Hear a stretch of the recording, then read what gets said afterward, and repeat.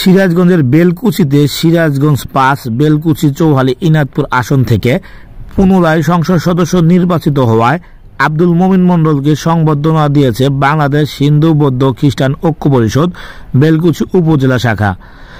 শুক্রবার ৮ মার্চ সন্ধ্যায় বেলকুচি কেন্দ্রীয় শ্রী কালীমাতা ও শ্রী রাধা গোবিন্দ মন্দিরে বাংলাদেশ হিন্দু বৌদ্ধ খ্রিস্টান ঐক্য পরিষদ বেলকুচি উপজেলা শাখার সভাপতি জয়শঙ্কর শাহর সভাপতিত্বে ও সাধারণ সম্পাদক রনি কুমার মিত্রের সঞ্চালনায় এ সময় প্রধান অতিথি হিসেবে উপস্থিত ছিলেন সিরাজগঞ্জ ৫ আসনের সংসদ সদস্য আব্দুল মোমিন মণ্ডল।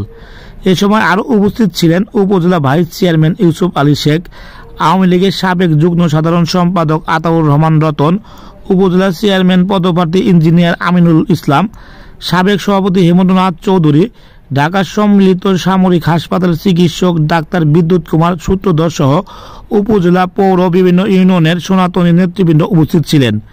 সংবাদের আলো, ডেস্ক নিউজ।